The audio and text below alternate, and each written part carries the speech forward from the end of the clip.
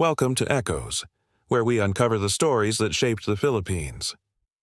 Marcos: Rise, Fall, and Return. Ferdinand Marcos was born in 1917 in Ilocos Norte. He studied law at the University of the Philippines and became known as one of the brightest lawyers of his generation. In 1939, he topped the bar exams. His name first made national headlines in 1935 when he was accused of killing his father's political rival. Marcos defended himself in court and won, a victory that began his rise in politics. During World War II, Marcos claimed he was a decorated guerrilla leader against the Japanese. These wartime stories, though later questioned, helped build his image as a strong and heroic leader. By the 1950s, he was a congressman, then a senator, and by 1965, he ran for president. Marcos promised progress, modernization, and stability. He won the election against President Diosdado Macapagal. His wife, Imelda Romualdez Marcos, charmed the public and the world, becoming known as the Rose of Tacloban. Together, they were seen as the Philippines' modern and glamorous first couple. In his first term, Marcos focused on infrastructure, highways, bridges, and cultural landmarks like the Cultural Center of the Philippines. These projects gave the impression of fast development.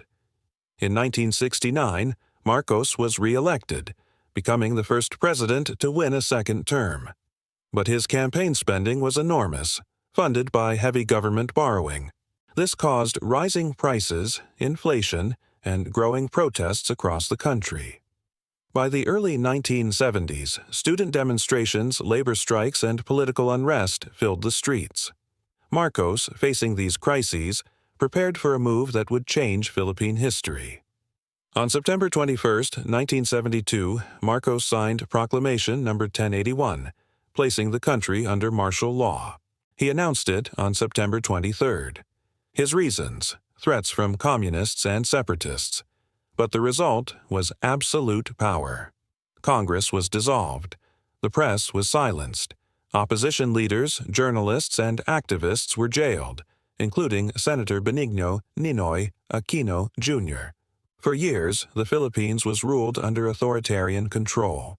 Freedom of speech and assembly were suppressed. The military gained enormous power. Thousands of Filipinos were detained without trial, and reports of torture and disappearances spread fear across the nation. During martial law, the Marcos government borrowed billions from international lenders. External debt grew from about $600 million in 1965 to over $26 billion by 1986. While some projects, like energy plants and roads, were built, much of the money was lost to corruption and cronyism. At the same time, the Marcos family became symbols of excess. Imelda built grand projects like the Coconut Palace and the Manila Film Center. She went on expensive shopping trips abroad, buying jewelry, artwork, and luxury items. Her shoe collection, estimated at over 3,000 pairs, became the most famous symbol of extravagance. Investigators later estimated that the Marcos family's ill-gotten wealth reached between $5 and $10 billion. Ferdinand Marcos is often listed among the most corrupt leaders in history. On August 21, 1983, Ninoy Aquino returned to Manila after years in exile. As he stepped off the plane at Manila International Airport, he was shot and killed. His assassination shocked the world and enraged Filipinos. From that moment, protests grew stronger. The opposition united. Even members of the church, business leaders, and some in the military began to stand against Marcos. In February 1986, Marcos called a snap election. His opponent was Cory Aquino, the widow of Ninoy. The election was marred by fraud and cheating. Marcos declared victory, but Filipinos refused to accept it. On February 22, 25, millions gathered on Epifanio de los Santos Avenue, EDSA. Priests, nuns, workers, students, and families filled the streets, praying, singing, and blocking tanks with their bare hands. It was a peaceful uprising, later called the PeoplePower Revolution. On February 25, 1986, the Marcos family fled Malacañang Palace aboard helicopters and was flown to Hawaii. The rule that lasted 20 years ended in one dramatic moment. Cory Aquino was sworn in as president, restoring democracy. Marcos lived in Hawaii until his death in 1989. He was never tried for corruption or human rights violations. In 1993, his remains were returned to the Philippines. Imelda Marcos and her children later came back and re-entered politics. Ferdinand Bongbong Marcos Jr. held positions as governor, senator, and eventually ran for president.